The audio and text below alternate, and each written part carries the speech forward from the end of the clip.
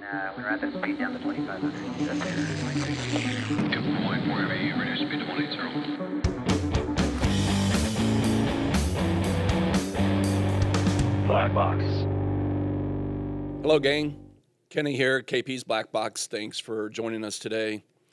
I have my right-hand man here, the Robin to the Batman, Shannon, Shorty, Steven. Shortridge, Quad S. We have to do that every podcast just to let people know that you have like 50 names. Yeah, and it bit me in the butt once again this week. So Yeah, you were filling out a legal document. And yeah, had Shannon in there, but they were like, it says Steven on the front. Yeah. Who are you? I was like, listen, in an email, I have an identity crisis. Still trying to figure it out 43 years later. So what do we officially call you? What is it, Steven? I mean, just don't call On me your driver's license. Just What don't is- call me late for dinner. All How right. about that? All right. No, I'm Shannon, Shorty. You know, if you're Shannon, pissed, Shorty. if you're pissed at me, Steven. Yeah. Right? That's what So when your mom was mad at you, it was Steven, Steven, Shannon. Shortridge. Get your yeah. Yeah. That Okay. wooden spoon to come out. Hey, you have a German grandmother too, man. So she's like Yeah. rough. Huh? Yeah. Growing up on rye bread. Oh, jeez. Ugh. I Just cannot stand rye Ocean bread. bread, man. Yep. Do you like rye bread? I love bread, period. Yeah. Yeah. Well, that has nothing to do with our podcast Yeah, today. that's usually but- how we start. Yeah. So, anyways, Shannon's going to go through one of our workshops that we do monthly, a couple times a month. Yep. In our local area. And so I asked him the other day, next week, he's got to do this live in front of maybe 80 people. Yep. So I'm like, Hopefully. okay, hopefully. Yeah. Let's have you do it on the show. And so we're going to give you a special sneak peek of Shannon's workshop coming up next week. Yeah. Looking forward to it. Yeah, it'll be awesome. Looking forward to you doing it. I can take a break. So I'm really excited about it. And then, as always, one of the things that we like to do is give a shout out to our veterans, shout out to our Gold Star families that we make a promise on the show to always remember and to never forget. Never forget. So we got a little toast here Yep. for our vets and those of you that are very, very close to our hearts and those of you that are still serving. By the way, condolences to the families of the 4 soldiers right outside of Lithuania who died yesterday. 4 young soldiers from 20 to 27 years old were inside an M88 recovery vehicle, goes into a swamp, sinks. No. Yeah, I didn't see that. Yeah, it's rough. Yeah. So they released the names yesterday. If I'd have been on my game this morning, I'm sorry, I would actually. Yeah, but Hey, Jake, do me a favor real quick. Let's pay some respect to these families, and let's read out their names there. So, Sergeant Edvin Franco, 25 of Glendale, California. Sergeant Jose Duenas, Yep.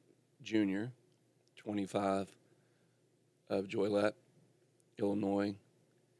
And then there was a PFC. Yeah, there we go, right there.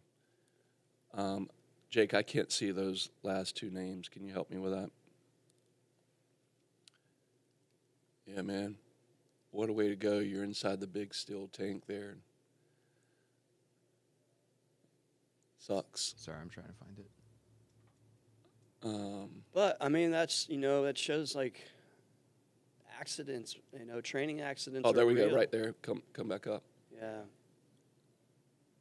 So Mr. Yeah, Franco, PFC Dante Tantano, and man, if I'm screwing up these names, I'm really sorry. And I thought there were 4.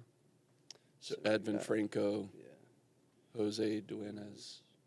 Dante. So this is what we get for Tantano. doing it off the fly. The guy was from Guam too. Wow. So Well, our- salute. Yeah, hearts and minds out to them and their families. Yep. Yep. Cheers.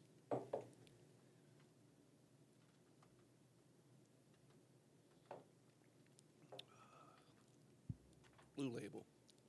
really peaty, Yeah. extra peaty this morning. You guys are in for a show here in about 10 minutes. All right. So, what we talk about in a lot of our workshops, we focus a lot on tax because income tax is the greatest eroding factor to your wealth. It is the largest reducer of wealth, up to 37% federally, depending on what state you're in. Some of you are blessed to be in tax-free states, but many of you, like us in the Commonwealth of Virginia, are at least 5.75%. You Californians could be as high as 13.5%. So taxes could confiscate from 42 to upwards of 50+% at your marginal tax rates. And Shannon will talk through marginal rates today. But that's just one of the retirement pressures. Obviously, right now, I'd be remiss not to say something about tariffs and where we are in the market right now with President Trump's new policies that have been laid out. We're going to have, as he calls it, short-term pain. Now, defining that, I think, is what the markets really want to understand. Is this 2 days, 2 years, or 20 years of short-term pain? Yeah, and I just saw walking through the lobby there, he's telling investors, I'm not changing my policies. Yeah. Well, you can't. You pull that gun out of the holster. Yeah. You got to shoot. Yep. Right? Yeah. You're pointing it down range. You better be willing to pull the trigger. And that's the guy. I mean, that's the president we have leading our country right now. No one, no matter what your politics are, if the guy tells you he's going to do something, you have to take him serious. Yeah. He's probably going to do it. Yeah. Love him or hate him. So, cat's out of the bag. There's reciprocal tariffs that are in place right now. And just to be quick, like a reciprocal tariff, if China's charging us 20, we're charging them 20 back, right, on any import that they import from our country. On any export coming in, we're going to hit them with 20 plus. And so they range, some countries are facing 50+% tariff rates. So what's the long-term ramification of this? It could be that the U.S. isolates itself. And, part of this is trying to get American companies to bring their manufacturing back home. So to that extent, I support it. I'm behind it. I would love to see American workers thrive again. I'd love to see American innovation done on the home soil again. But we are a global economy, and so we have to deal with these global issues of working out, what's truly fair for sovereign nations in trade. So I don't want to bog down on that today. But these are some of the pressures that affect when we bring it back to you and I and our clients, Shorty. This is what you're going to face in your retirement distribution phase. Is pressures on your retirement accounts. And so Shannon's going to take us through some of that today. I'm going to do my best to not be Captain Interrupt. Yeah, it's okay. Interrupt, And we just can maybe have ask some questions. But in our workshops, typically it's a brief. And then at the end, we give folks the opportunity to ask. But now today, if you have questions or you have input, please put them in the comment section. And always forget to ask to do this. I suck at podcasting. But hit the like button, subscribe. Smash it. Yeah. And show us some love. Share it. Tell your friends that we've got a podcast out there. And we love to talk to veterans, number one, who have moved into entrepreneurship in their second career. But also anybody that has an interesting story, and you don't have to be like Joe Rogan famous. It could just be guys like us. We want to hear from anybody that has a story they'd like to share. Reach out to us. Jake, if you can, put an email in the comment section that if anybody would like to reach out or have a suggestion for someone they'd like to see on the show. We'll have one. We'll definitely reach out to them. Yeah. All Awesome. right. So without further ado, Mr. Shannon Shorty, Yeah. Stephen Thanks, Shortridge. thanks, Kenny. Hey, so a lot of times we liken the retirement trek to climbing Mount Everest. Okay. Mount Everest is 29,000 feet, 29,032 feet tall. It's a little ways up there. Yeah, that's A lot of big trek. airplanes fly at that altitude. Yeah. Imagine being up at the top and an airplane fly right by you. Jeez. Um, Now that's an Instagram photo. Yeah, right.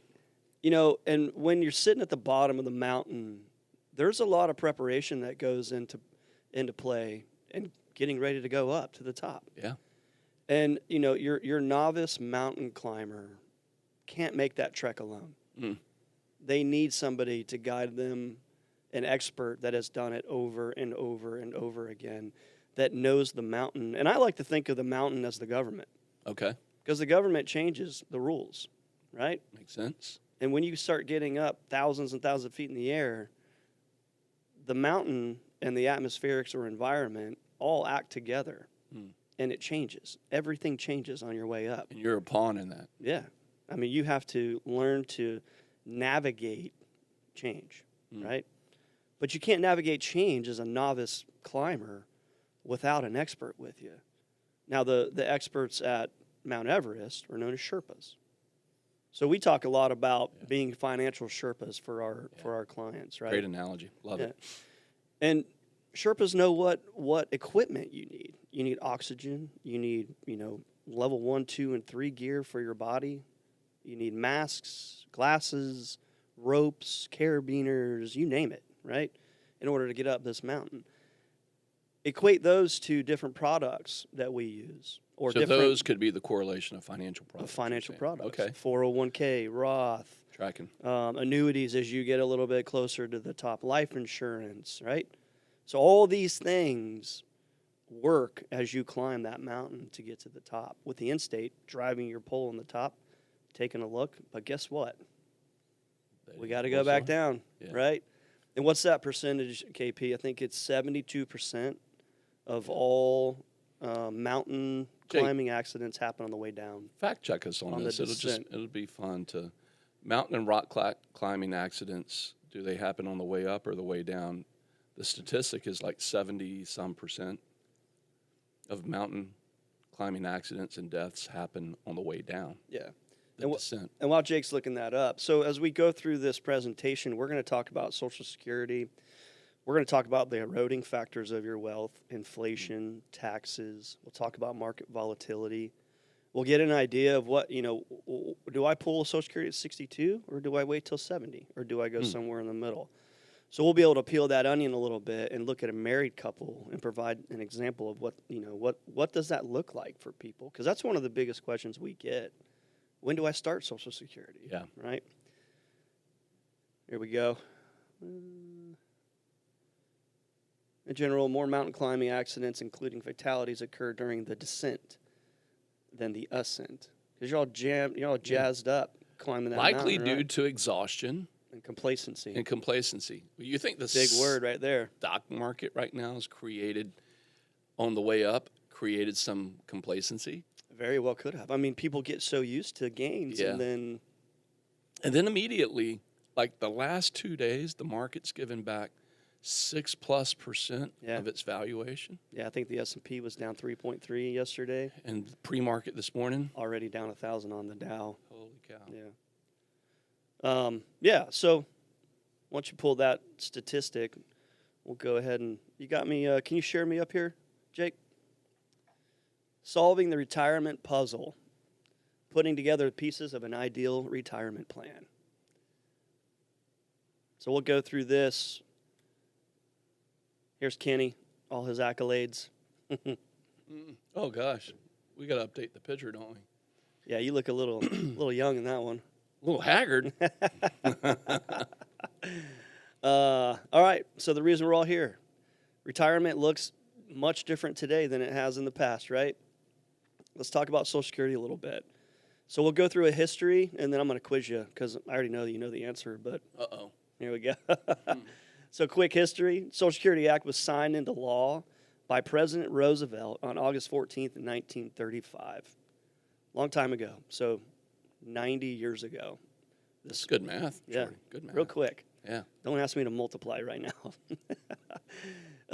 It'll be 91 in August, right? It will. Is Yep. that okay? Just checking my own math Yep, there. that great math. So, in addition to the several provisions for general welfare, this new act created a social insurance program that was designed to pay retired workers ages 65 or older a continued income after retirement. 65 was the beginning age. Wow. So the evolution over the last 90 years has actually brought that from 65 down to 62. Been a few changes. Been a few changes, right? Some folks have been added. Some have been taken away. Yep. Some are 300 years old, purportedly, allegedly. Kenny, who was the first person to receive Social Security? That was Miss Ida May Ida May. Ida May, is that right? Fuller. Yep. Ida May Fuller. So from Vermont. the very first paycheck or very first monthly retirement check signed was on January 31st, 1940.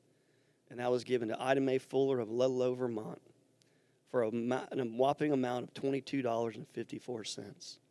So I took that $22.54 yesterday and I inflated that over the last, 85 years? Yeah. And that $22.54 at 3.15% inflation today is about $4,000. Wow. Yeah. So that's pretty wild. I mean, we look at some of the average, and we'll get into some of the average Social Security checks that we see. So let me peel this onion back a little bit. Yeah. So back in 1940, if you had $22.54 a month, the same dollar it would take today to live the way Ida was living in 1940, Yeah. you're telling me that it would take $4,000 Right about $4,000. Yep. to live the same lifestyle Ida was living Yeah. back then.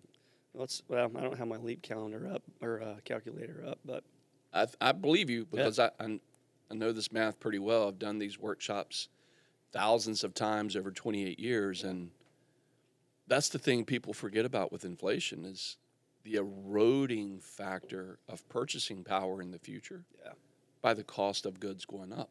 and you may not feel it year to year. Yeah, sneaks up on you. It does. That's why we call it, The silent tax. I like to use the word stealth Stealth, yeah. because that Marine in me, I can't get it out. But Fast Company. yeah, fake-ass SEAL team. So, Miss Fuller worked for 3 years under the Social Security program. The taxes on her salary during those 3 years was $24.75. So, if we look over here on the right, you got your quarterly or quarter ending, and then what her covered earnings were. So, she paid a 10% tax from June 1937 till October 1939. Total earnings $2,475, and then over those 3 years, that was her taxes at $24.75. Oh, that's horrible. Yeah, I would love to pay a 10% tax. That was one of the big shockers. And if you're in the military and you're going to retire soon, Kenny and I had a conversation when I got out, and he's like, "Be prepared to pay the man," and that man is Uncle Sam. The taxes are much different as a civilian. Well, can I here. take you back and ask you a question, Yeah. though? 10%, I'm not tracking your math here. 10% It's of 1%. 24%. I So apologize. you were saying 10, but you meant I meant a one. whopping 1. 1%. Yeah. 10, you even had me reeled in because I was like, I'd love to pay 10. Yeah. So one's even better, right? Right. 10 would have been $247. Yep. So she paid a whopping 1% in income tax Yep. on that total outlay. Yeah. Okay. So during her lifetime, she collected a total of $9,737.28 in Social Security benefits. So 1% there, Ida got them. yeah, $97 in taxes. That's Way to go, Ida. Yeah, that's great. All right, so here's some basics for you guys. When can I file? 62, where in 1940, I think Yeah. it was. 1935, at age 65. Here we are, minimum age is 62.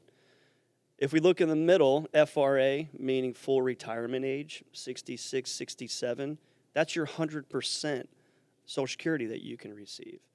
Now, if you start taking at 62, you're going to get 70 to 75% of that 100. So reduced off your full retirement age, Right. you're getting 70 to 75% of your full retirement age benefit. Yeah, and then over the next 4 to 5 years, if you choose to take it 63 to 66, that number incrementally goes up. What is Yep. it, 8%? 6.75 from 62 to 66. But then that 8% you're Kicks thinking in, about. after full retirement age. You get Right. so To that's where 70. we get 132% Yep. on maximum age of 70.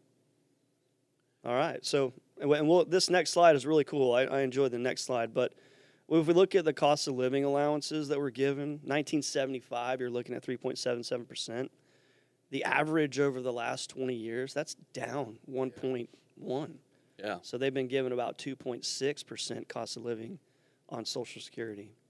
Now, last year in October, the cost of living adjustment, 2.5%. We didn't even meet inflation. Yeah, which is a little bit of BS, I call on the government. Yeah. That the way they manipulate the CPI, and then they'll change the CPI index to this other CPI dash, I can't remember what it is. But they're manipulating the inflation to not give the full inflation amount. And you taxpayers at home, you recognize that, you see that. You go, wait a minute, my eggs have cost me X plus. Yeah. And my Social Security only got Y plus 2.5. Right. When my eggs went up maybe 20%. That's not a net gain. So you're dipping into other assets. Hopefully you have them. Yeah. To make up the difference in the loss of purchasing power. Yeah. And we use strategies to get you there. That's the good news. Yeah, it is the good news. So maximum benefit for full retirement age is $3,822. On average, a married couple, you're looking at around $3,000, and then a single person of $1,900. Right? Can you explain this Social Security wage tax a little bit? Yeah.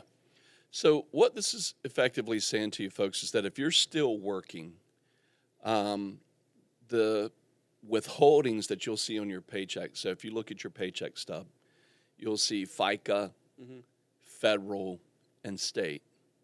Well, that FICA tax is the federal government withholding taxes for Social Security and for Medicare. And for Social Security, that maxes out in 2025 at $176,100.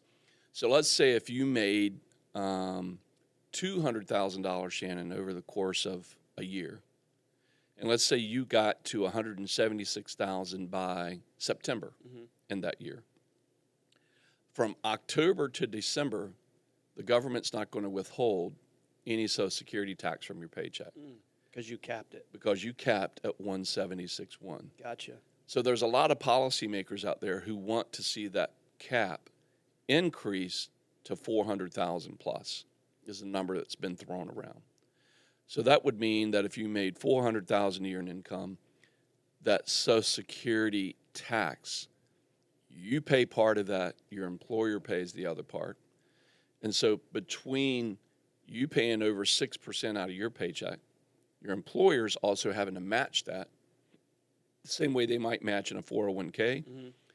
The employer, when they pay you $1,000, they're actually having to send tax in at another 6.2% on top of that, plus Medicare, to cover the matching contribution they have to make for you as an employee. Wow.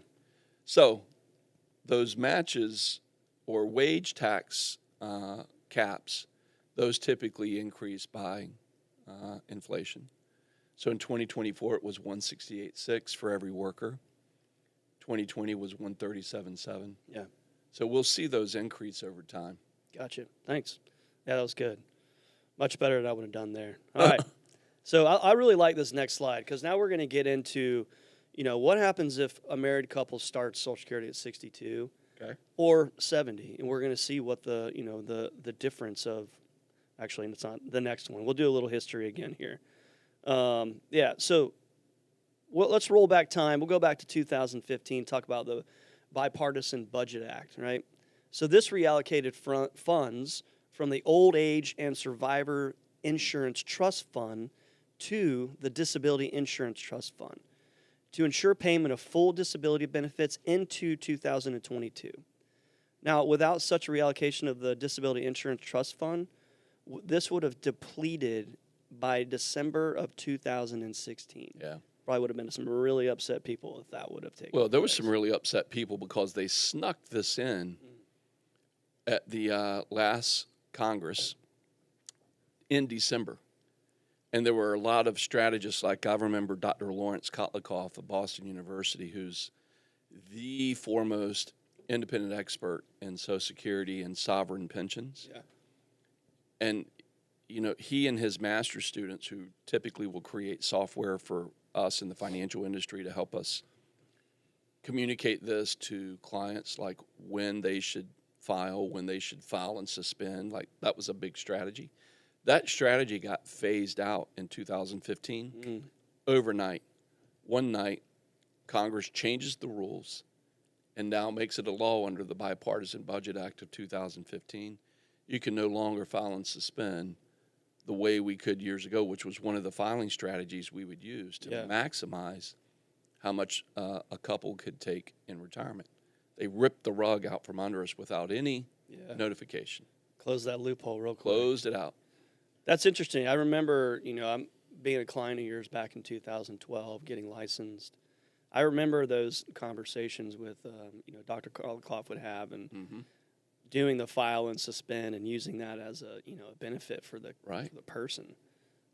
But here we are. For some people, Shorty, it was as much as $300,000 in additional benefits over their lifetime to be able to file and suspend. Wow. It was a big move, and a lot of people felt robbed by taking that strategy away without there being any voter input on that decision. So now imagine climbing Mount Everest and you're getting ready to go up a pass, and then something happens to the mountain, erosion, whatever, and it closes the pass down.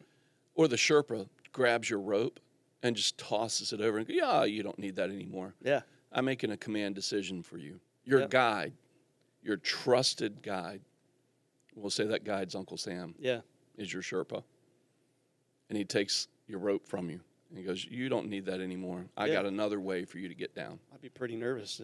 They're your Sherpa. You don't need that oxygen anymore. You got a sled? 29,000 feet. Just By the way, you bombing down the can't call mountain. a helicopter in at the top of the mountain in retirement. Air's too thin, isn't it? Yeah. Yep. Restricted application. So there were no changes to the survivor benefits, and not available for filers who turn their full retirement age after January 1st, 2020. So these are really obscure rules that affected a small group of people, but saved the federal government a lot of money, hundreds of thousands of dollars, maybe millions. All right. So, and this is where we come in and really provide strategic plans for our clients. Why is it so important to have a strategy on starting Social Security at a specific time? With an educated decision made versus, I'm just going to start at 63. Why 63? I don't know. Let's look at the differences here. Well, that's what my neighbor did. Yeah. All right, so we've got Ron and Nancy. Ron's 60 years old, Nancy's 58. Okay. Their monthly benefit at full retirement age, Ron's $3,011 and Nancy $2,235. So we talk a lot about longevity and life expectancy. Ron's got about 25 years to live, while Nancy, so he'll get to 85. Nancy getting to 90. Statistically should make it to 90. Yeah. Okay. Right. So actually, what is it? The tables saying that Nancy will make it up there to 90. Yeah, about 25% of people over 65 who have no heart attack, stroke, or cancer or dread disease, that if two people make it in their 60s, there's a 25% chance both of you could make it in your early 90s. And there's a 50% chance one of you will make it into your late 90s. Wow. Well, sorry, Ron. We're going to kill you off at 85. Yeah, sorry, Ron, you didn't make it. You were that 50% that didn't make it. Yeah, so over that 25 and I guess, what is that, 32-year time span, Yeah. their total benefits were right at $1.9 million. It's a lot of money. That's Almost 2 62, million, yeah. right? So let's look at if they were to take it at 67, full retirement age. Same stats here, same ages, everything.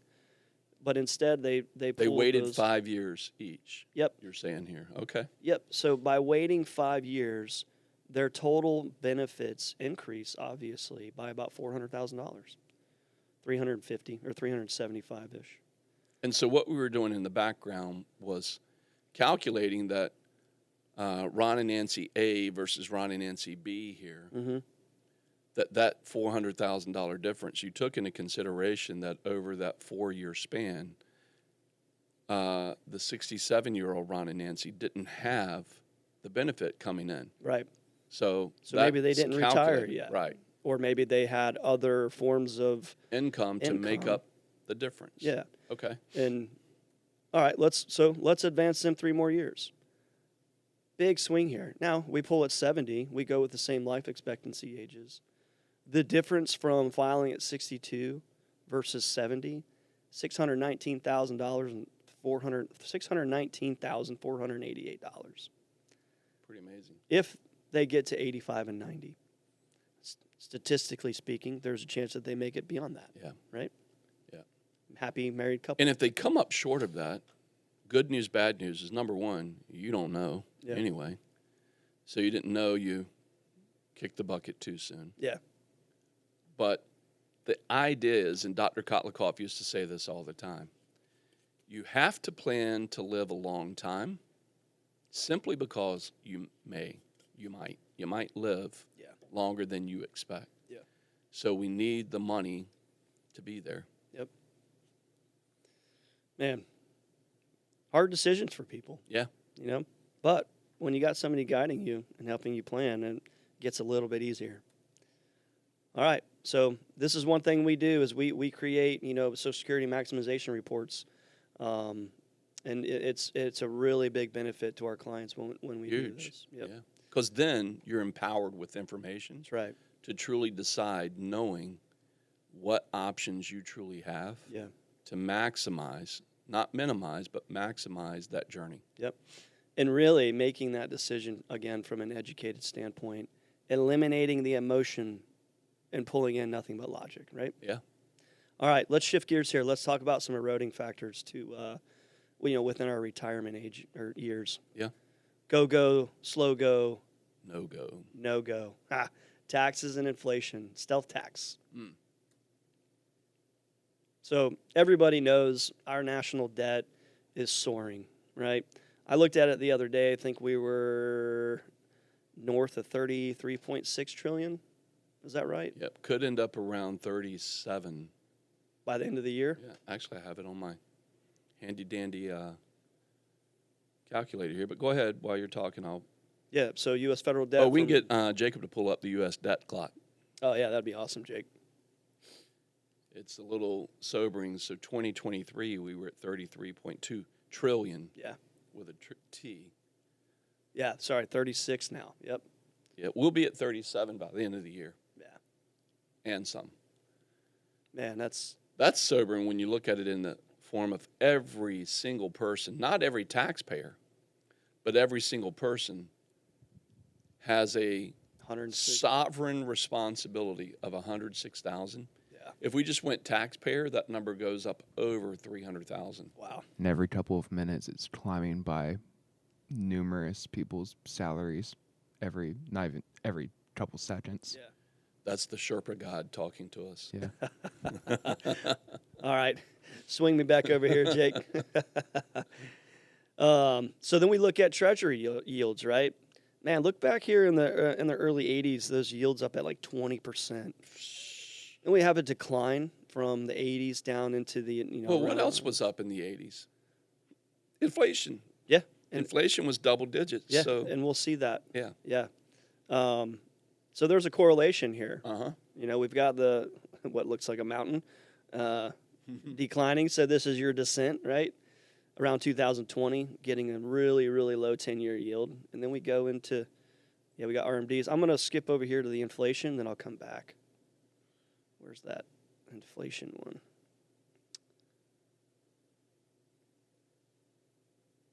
There it is. So 1980s, like you were talking about, Kenny, inflation of 13%. And then just like that 10-year yield comes down, down, down here into the 2018. And then boom, we have this big spike.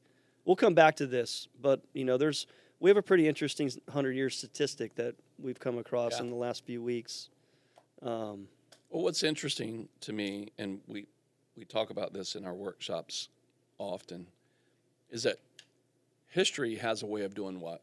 Repeating itself. So history is always an indicator of what cycle we can see happen again. I mean, it's part of like in statistical analysis and, guys who will use versus fundamental analysis, they'll use analysis based off past performance. Right.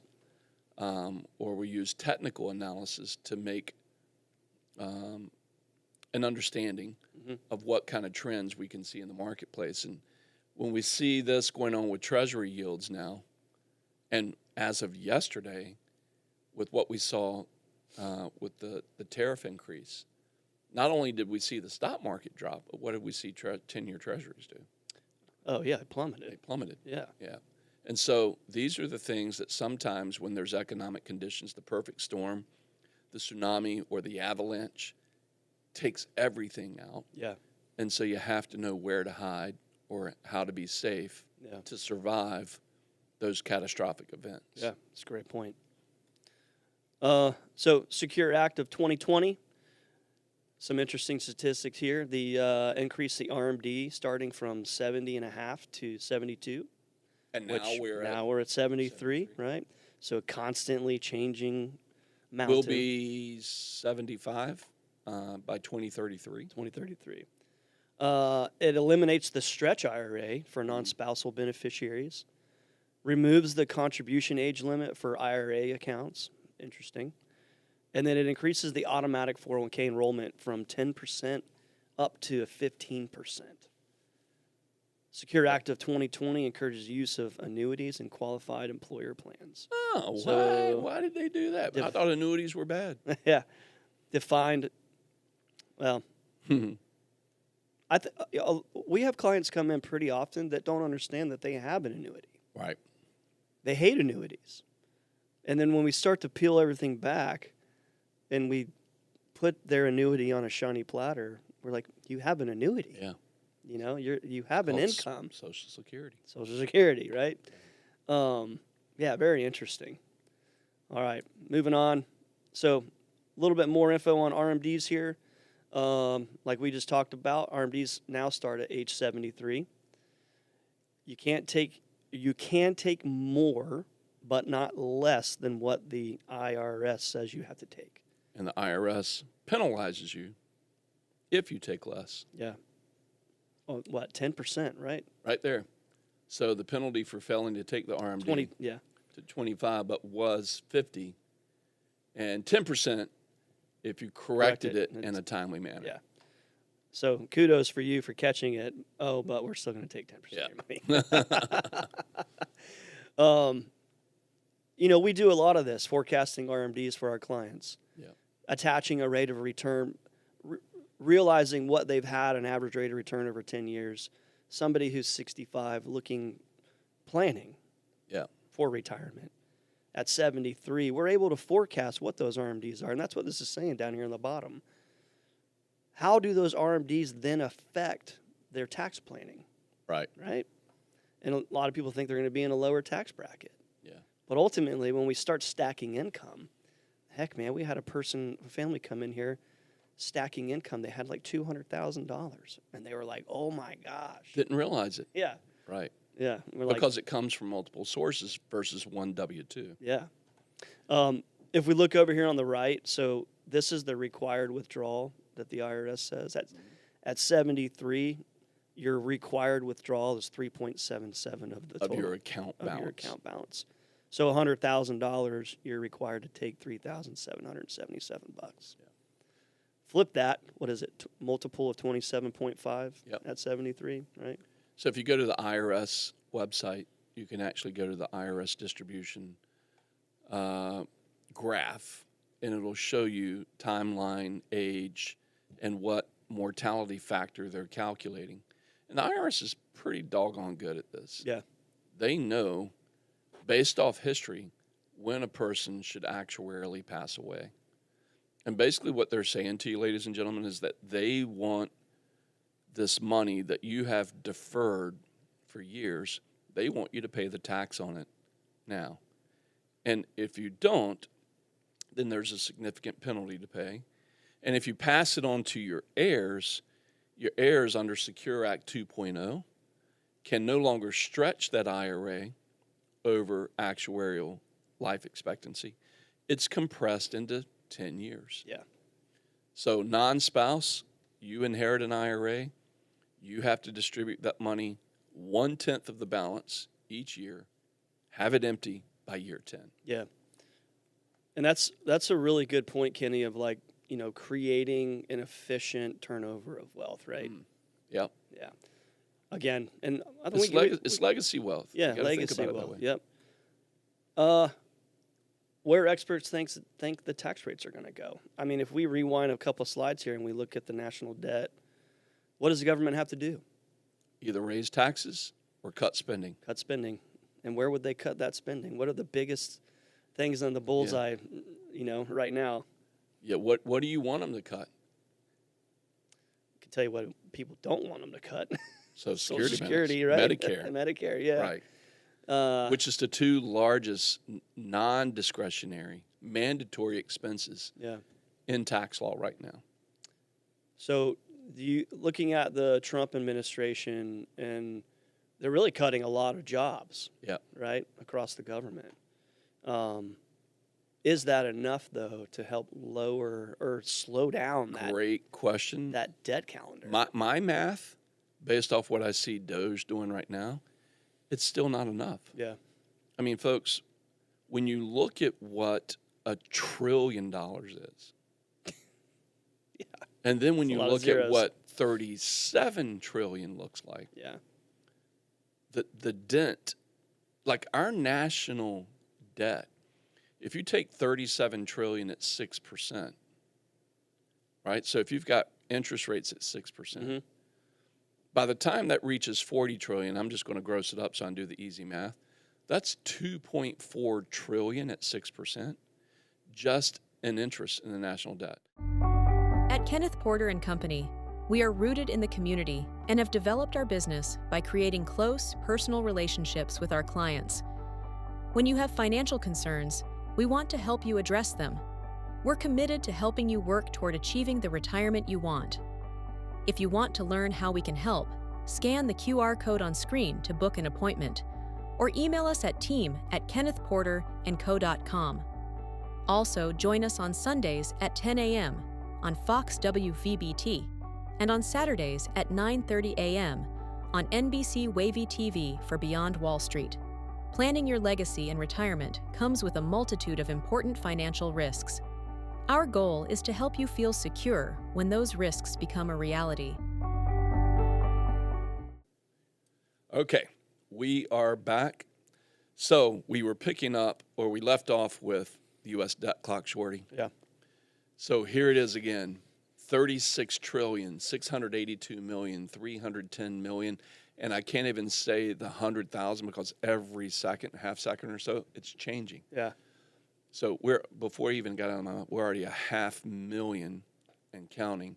So when you think of the interest on the national debt, you're talking about, look at the federal deficit, federal budget, $2 trillion.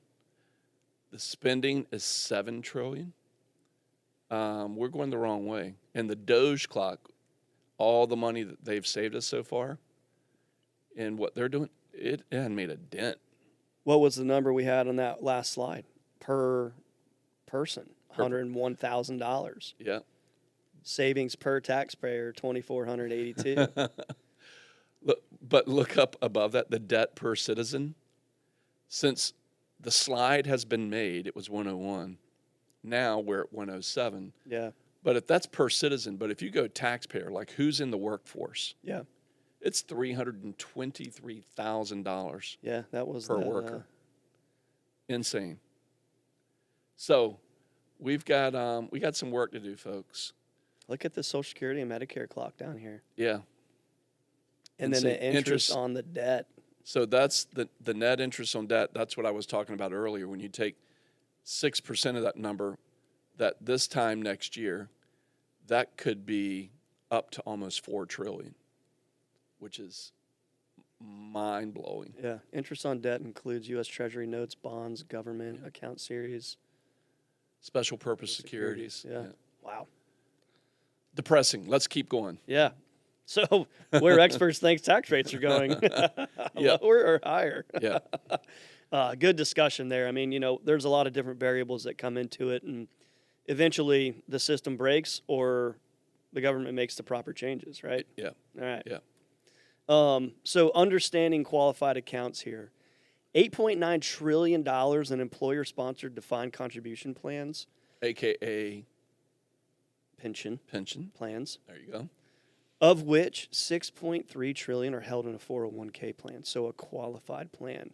$6.3 trillion deferred. Yeah. So defined contributions, 401k, defined benefit, pension plans. So you and I are contributing to defined contribution plans. Our employees are doing that. Mm-hmm.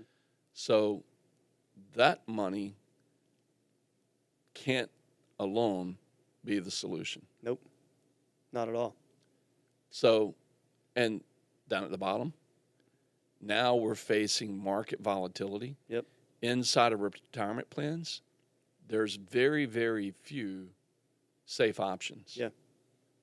And like it says right here, you left to do it alone. Yeah. And there's another little pop-up here. So knowing and understanding your 401k investment falls on the consumer. Right. And we have a lot. It's, when our clients come in or new clients come in, there's like floating question marks over the top of their head about qualified accounts. Yeah. And what are the ins and outs, the different nuances of the 5-year rule, taking loans against your 401k. How do you utilize this instrument to benefit you? And that's what we talk about. Yeah. Yeah. And the idea here is to create an environment where income becomes your ultimate outcome. Mm-hmm. You can have $5 million in your qualified plan, 401k, 403b. But if you have a standard of living that causes you to take more money out of that plan over a shorter period of time, let's just pull a number out of there. Person's got $5 million, but they're used to living on $500,000 a year before taxes. Yep. That's Math says you got 10% 10 of the years. portfolio. Yeah. Yeah. So you have to look at, well, what's your flow of money? Yeah. And we like to tell people and advise people to say, let's think about this after tax. Yeah. If you think about your solution before tax and your tax rate goes up, you don't have a solution anymore. Yeah. And then you're sitting at 500,000. That's a 37% tax bracket. Right. So we got to think about solutions that are after tax based versus before tax. Yep. All right. So what are the options here? Different planning options. You can do nothing. Continue to defer. Stay on the mountain and freeze. Yeah. Look at this debt clock. Continue to defer. Understand the debt clock, where a tax is going to be later in the future. How does the mountain change? Second thing is, if you're over 59 and a half, you can start your distributions now. Pay the known tax, right? You could start doing Roth conversions, which we'll get into a little bit here. Yeah. Third planning piece, so tax efficient planning options. Maybe meet your employer match on the 401k side. Get that money and then contribute to a Roth. Pay the tax now, income tax free later on. Like we just said, covert, that word's spelled wrong. Convert. Yeah. Covertly convert your traditional IRA to a Roth. Yeah. And then take advantage of the living benefit plans under last portion here, the tax code section 7702, which we're going to transition and talk about some life insurance now. Yeah. Yep. So Section 7702 defines how life insurance and annuity contracts can be used. Mm-hmm. And if you follow the code versus following what the insurance company tells you to do, it's actually written to help the consumer maximize their benefits. So it's one part of the code where it can actually be manipulated in a way where you win versus the financial institution winning. Yeah. From the government down to, say, the insurance company. Yep. And it's interesting when we have people come in, in their 50s, and we talk about life insurance. What's the most common thing we get back from them when we say, well, hey, have you thought about using a vehicle like this in your retirement years? Yeah, but I don't want to leave my kids a bunch of money. Yeah. Or there's no way I can get qualified for that. It's going to cost Yeah. too much, right? Right. So let's kind of peel the onion on that. We'll go with converting the Roth first. So Roth conversions may provide a hedge against future tax rate conversions, right? So if we pay that tax up front now, convert now, later on, we don't have to worry about what the tax code is. Okay. We have obviously, and we talk about this quite a bit, and we set it up front. Taxes are a major concern for retirees. One of the greatest eroding factors that we face, right? Everybody knows this. Roth conversions allow you to pay the tax today at today's rates. Later on, no income tax due on future earnings or withdrawals. And then that conversion does not count towards a tax on Social Security benefits. Whereas the qualified side, you do have the tax on the benefits, right? Yep. Yeah. Simple stuff there. All right. Really cool. This is one of my favorite discussions because, life insurance, it almost seems like it's like taboo for, pre-retirees or people that are, approaching the summit, Right. and then to get back down the backside of that mountain, maybe you do need some life insurance. Yeah. Well, I think what's happened over the years is that again, life insurance in and of itself is not a silver bullet. And when there have been agents out there who have tried to manipulate consumers with this is the best thing since sliced bread. Yeah. And I say that with a forked tongue because if there was only one financial product that I could pick in my quiver of financial instruments that are available to me, I would pick permanent life insurance. People go, why in the heck would you do that, Kenny? Because of its internal benefits, the internal growth that I can get on the money, the liquidity, the use, and the control of the asset. Yep. And that I can put money in, and if I follow the rules, I can take money out, tax preferred or tax free, Right.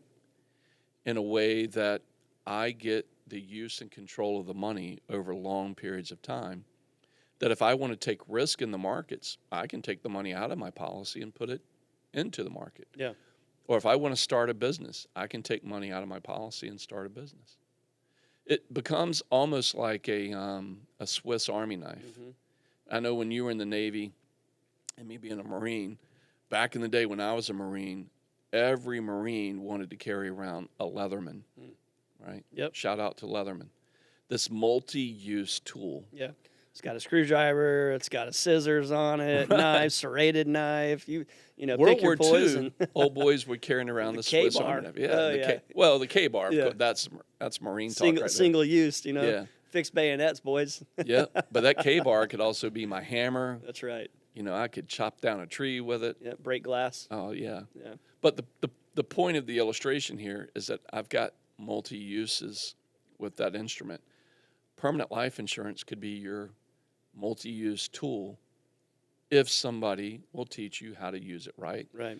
And there is a case study, there is an argument for this tool in your quiver, this arrow in your quiver in the retirement distribution phase. Ernst & Young actually wrote a great white paper Yeah.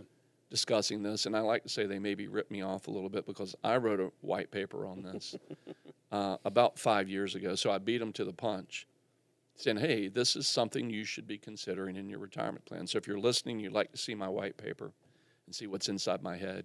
Scary. Yeah. I'll send it out to you, talking about how to use this tool properly in your retirement distribution phase. Yeah, and this is really cool, right? Because one of the big things that we talk about a lot, eroding factors of your wealth, taxes, inflation. One of the biggest ones being long-term care. 7 out of 10 people over 65. Yep, will face a experience long-term care event, event, yeah. right?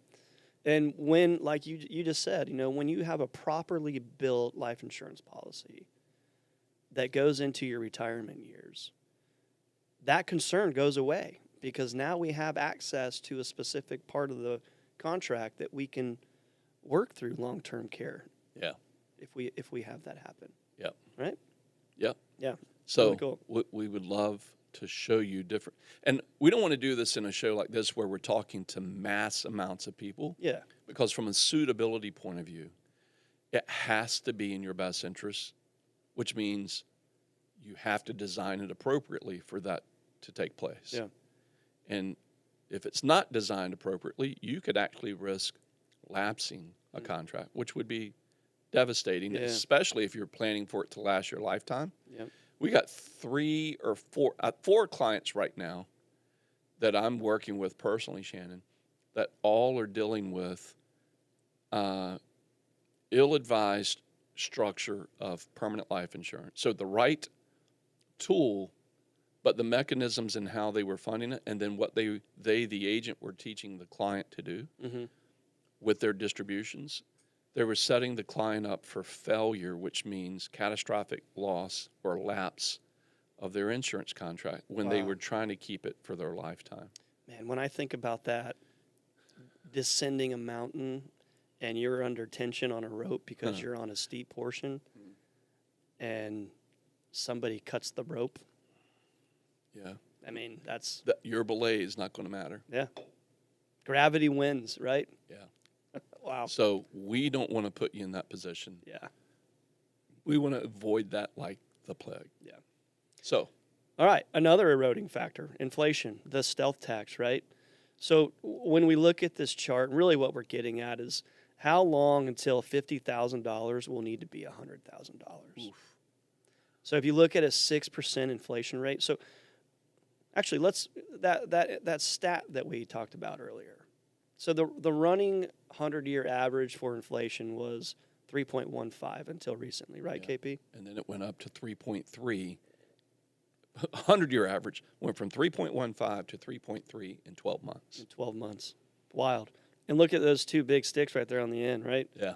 I mean, we had inflation pushing 7%, now about 6.8-ish. So 50,000 turns into 100,000 over a 12-year span. It takes 6% inflation. 18 years, 4, 24 years, 3, 36 years, 2. Wow. Yeah, that's a pretty big difference between 2 and 6%. And the amount of that's times 3 years, times 3. And there's a on 12. potential that we're headed into, the potential, not trying to scare anybody, but just make you aware that we could potentially be headed into hyperinflation, especially in the short term with what, the president and his cabinet are trying to do with tariffs and trying to get everybody on an equal playing field, a fair playing field for trade. The short-term consequence of that could be hyperinflation. Yeah. Again, Almost made you choke there at the Yeah. time you were taking a drink of water. I don't want to think about paying $21 for an 18-pack of eggs, honestly. Jeez.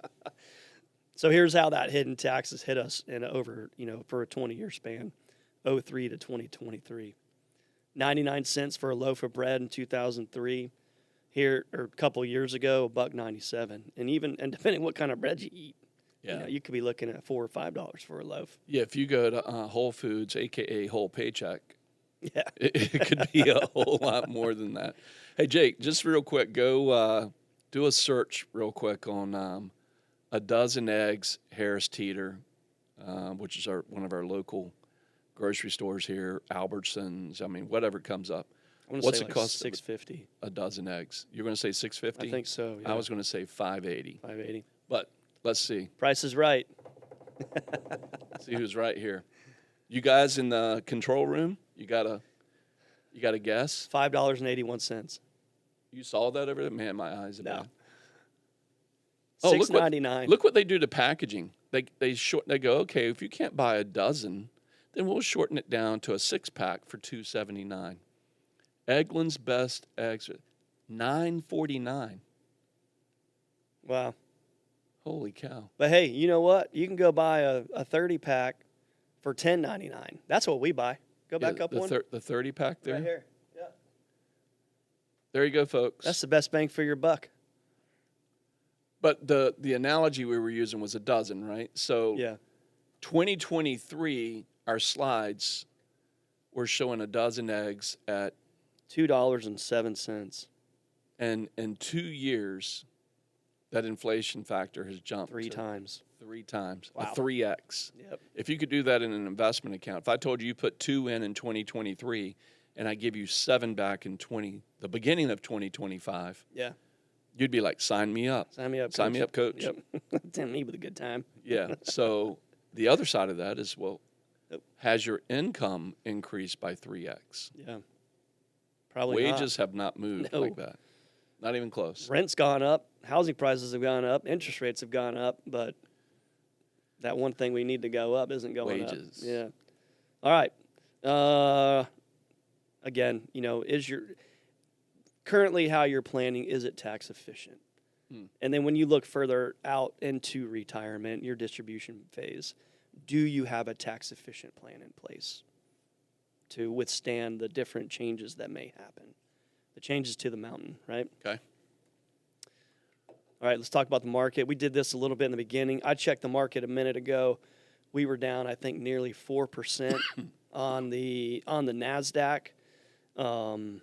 That's a lot, 600-700 points. One day. One day. Yesterday was a rough one. So we're approaching some bear market territory, if not in it. Here's some historical data. S&P currently. This is at 10:51 on a Friday. So we're an hour, 20 minutes into the trading. Into the trading day. The S&P is down 5.13%. Wow. The NASDAQ's down 5.79. The Dow's down 4.23. And if you look at your favorite stocks, Apple's down 5.85, Google's down 2.68. Hey, those of you that love Dominion Power, it's flat. Trading at 56.25. Those of you that bought puts a couple of days ago, you're loving life. Meta is down, old Facebook, down Yeah. 6.2%.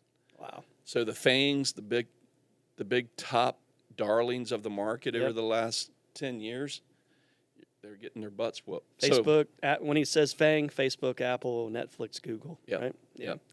What was Netflix down? That's a good one. I didn't even see it. Because Netflix, they went up $900 a share-ish. I got it right here. Netflix down 5% or $47. Wow. Hey, history of bear markets. Looking back to 1949, 363 days with a 20% change. We're 2 days in, and we're already approaching 10. Jeez. Markets rise on a steady base, but when they fall fast, Yeah. right? Like terminal velocity. They hit it Yep. quick. What is it, 163 miles per hour? All right. So just the average length of a bear market, 344 days with a 31.9% decline. Yeah, that's So that wears on your mental psyche. And we talk about this all the time with our clients, which is, what are your money beliefs? What are your money behaviors? When you start seeing markets correct like they are, Shorty, and what we're seeing over the last 2 days, we've seen the markets correct by 6+%. How's that affecting your emotions? yeah. How are you feeling? Are you doing anything different? Are you thinking about your distribution phase? And if that continued for 344 days, And within a year, not a complete year, but within a year, you lost 31% of your portfolio. Yeah. How are you behaving in the distribution phase, which is the big thing we like to get our arms around, which is your emotional IQ. Yeah. Right? How are you going to deal with this, and what is your long-term plan to overcome market volatility? So there are 6 years right here that bear market lasted over 1 year. 6 out of 14. 6 out of 14. One thing we don't have on here is the Great Depression. That was 4 years in a row of a 75% decline. So in 4 years, twice what we see down here on the average of 14 years. Yeah. I mean, that could have a psychological effect on people real bad, especially if you're coming up to retirement. Right. And now we go into sequence of return risk, right? Yeah. So how do we get back to even, KP? If you lose 10% at a 3% return, you need 3.6 years. Just at 3%. Yep. You double that, you need to cut the years in half to 1.8. At an 8% return, you need 1.4 years to get that back. Scroll down here to 50%. I'm not going to go through each one of these, but if you lose 50% and you have a 3% return, 3%, we're not even beating inflation. Yeah. 23.4 years to get that back. At an 8% return, 9 years. Right in the dead center at 30%. 12 years at 3. At 8%, it took you almost 5 years to get back to even. Yeah. So when you think about 100-year averages on the market being just shy over 11 before taxes, before fees, before any expense, it could be, for a big market move, it could be years before you see positive activity in your portfolio again. Yeah. Look at 2008. Yeah. I mean, it took a while for people to get back, not even in the market, but in the housing industry. Yeah. You know, I think it took me 7-8 years just to get back to even. Back to even. Yeah. Yeah. New math for retirees. So really easy here. If you start with 100,000 and you lose 10%, you're left with 90. It takes 11.1 to get back to 100. So you lose 10, you need 11.1 to get back up in a year. Wow. If we lose 50%, you're left with 50. You need 100% gain to get back to 100. Yep. Wow. Insane. Here There's we our are. mountain. Yeah, There's I love Everest. it. I love it. So did this happen to you? Right? So we work with pre-retirees, people that are here in the accumulation phase. We work with retirees that are there within 5 to 7 years or on the back side of that mountain already, descending it. And then somewhere in here, KP, business owners. You know, they live on this mountain as well. Yeah, but the business owner, when we talk about business owners, what we're saying to you is that you're much like myself. Maybe you have an LLC, maybe you have a subchapter S or S corporation, maybe you have a C corporation, but you're taking dividends or distributions from your business. When that business is not there anymore, or you sell your business, or there's a succession plan for a family member, that income from that business has now ceased. Yeah. Where are you going to continue to get the income from?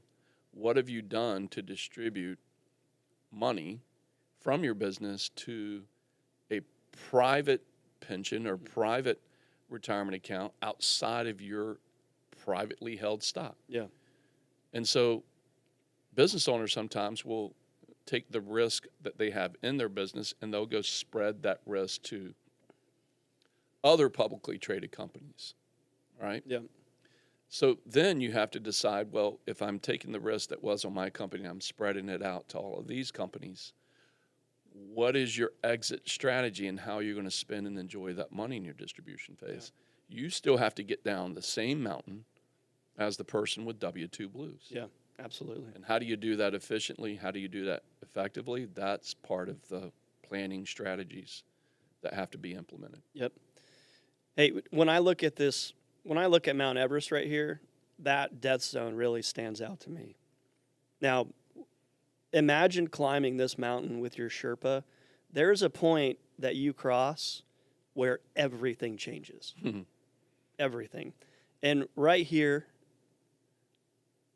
for the ascent is where that happens. And that we've all heard it, the death zone comes into play. The death zone for a pre-retire or a retiree, someone approaching the summit and then wants to start their distribution phase, is very much the environment we're living in today. Right. Where we see back-to-back days of 8 to 9% decline in the market. That has a massive draw or drag on those funds that have been accumulated over 10, 20, 30, 40, 50 years. And this could be devastating. This is where you could literally die climbing the mountain. Yeah. Right? You saw that happen in the Great Depression. Yeah. 75% of the market value was gone. Yep. Right when people were starting to go, oh, man, I've made all this money. I'm now going to exit. But when there's more people exiting than there are entering, what happens to prices? More people exiting than there are entering, you're going to have a decline. Prices go down. Yeah. So what we're seeing in the stock market now, people are like, oh, you know what? I'm going to go ahead and just take my profit. I'm going to take my ball and go home. Yeah. So death zone can be equivalent to sequence of return risk. Bingo. Yeah. Wow. And we've talked about that in many of our shows. And that sequence of returns risk, we're going to go through a couple of examples of this. Okay. Yep. So rate of return versus yield. We're running out of time a little bit here, guys, but 500. You have $500,000 in year one. You have a 50% gain. You have $750,000. Good run. Year two, that $750,000, you lose 50%. Wow, you're at $375,000. Year three, you go back up 30%, and now you're less $500,000 at $487,500. Now we're going to talk about averaging returns here, right? You've averaged a 10% return over 3 years, but your value is $487,000. $22,500 less. I'm sorry, not 22. $12,500 less than what you started with. But I had a 10% average return. We need to change the term to actual. Actual return. Actual return. Real net return. Yep. All right. Never ask what my average return is. What is my yield? So what is my actual? Right. Here we go. Sequence of return risk. I'm going to actually fast forward 2 slides here because we're going to bounce 2 different things off of each other here. All right. Let me back up one. Yeah, screw it. We'll just go from the beginning. So S&P from the year 2000 to 2024, assuming 50,000 annual withdrawal with an average return of 5.9%. So here we are in the year 2000. You got $1 million in your account. Great job. You nailed it. Now you have to start your distribution phase. Mm-hmm. I'm pulling 50,000, but the market went down 10. So I had 5% plus another 10% decline. And you're thinking to yourself, oh, no, it's no worries. It'll come. It's coming back. That happens 3 years in a row. And you look, your account goes from 841 down to 477. You've depleted 50% of your account in 3 years by taking distributions and hitting a sequence of return risk of 3 declines in a row. Scary. That is scary. But as the market does, you have a nice big jump after multi-year declines. Ultimately, though, that $50,000 withdrawal, this person ran out of money in 18 years. And you're kind of... That's why we like to say income is the outcome. Yeah. If you need that income in your distribution phase, and you have this repeat of the S&P 500, we didn't make these numbers up. These were the actual returns. This is what it would look like for you. Yeah. So let's flip those. So we down here on the bottom, we got the last return of 23%. So what we did is we flipped those and put that up top, and we put the negative years on the bottom. So 180, here we are. Same distribution, 50,000, same $1 million, but the sequence of return risk worked out favorably for this person. Right. Right? And we can't time the market. But what we can do is prepare for a market like we see right here. Yeah, if we can create some jars in the yard, is the way we like to think about it. And it comes down to proper diversification in your portfolio. You can't have all your eggs in that one basket. That's right. Look at the swing here. I mean, this is, so on the left, we had the first diagram we saw, .com bubble. Throw that down here on the right and the bottom. A negative, I'm just going to use round numbers, negative 450,000, positive 2.2 mil. It's almost a $3 million swing. Yeah. Now, I mean, that's between the same two people, same average rate of return. Yep. But their yield was far different. Yep, absolutely. I think I'll take person B on the right. Me too. Oh man! All right. So here's some problems with retiring today. Longevity risk. We've talked about long-term care a little bit earlier, but a 65-year-old can expect to live another 19 to 21.5 years. A third of 65-year-olds will reach 90, and 1 in 7 will get above 95. The average American lives in retirement for 18 years, but retirement could last up to 20 to 30 years or more. And the more that technology increases or gets better, it almost has an effect on the longer we'll live too, right? Yeah. Yeah. So your mortality is one thing, but what if you can live a long time with dread disease because of science, because of medicine? Yep. So your morbidity factor increases, meaning you're living longer with things being wrong with you, which then equates to, well, you got to have more money to take care of those things that are wrong with you. Yeah. But science has proven that it's keeping us alive longer. Yeah. And so with that, we have to plan to live a long time because we may. That's right. And you just hit the nail on the head, KP. So that creates a risk of running out of money. Yep. So that decline, that descent, not having strategies in place to ensure that your money outlasts you is a real thing. Right. So last bullet point here, 65-year-old couple.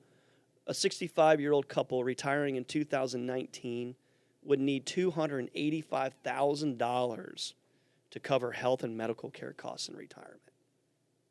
Just to set that aside for those expenses. Yeah. And again, we don't know how long we're going to live. Yeah. So it could be more, it could be less, right? So if you want to get through this stuff with confidence, if you want to get through this stuff called retirement, you want to get up that mountain, down that mountain, you have to have an exit plan. You have to have an exit strategy. Yeah. The moral of the story is don't be the person that runs out of money. We don't want to be those advisors running our clients out of money. And so in order for us not to be that, we're going to show you strategies. Yep. And we're going to show you how to create efficient rules for your money to avoid that risk of running out during your distribution phase. Yeah. We're going to do this again, folks. Keep an eye out for our announcements.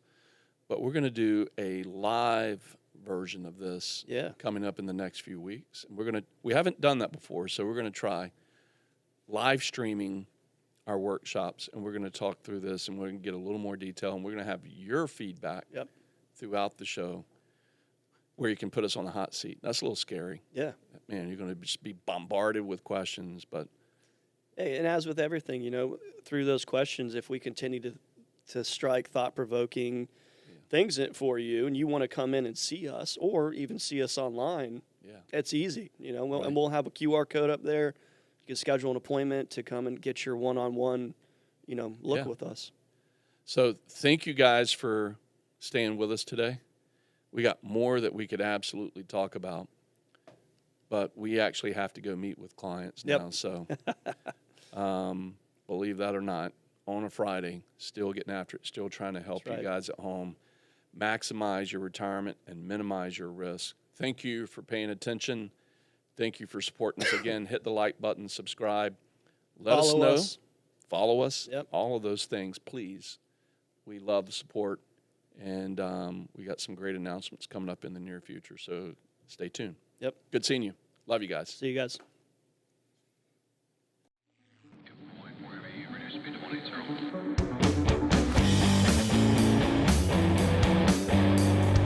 Blackbox.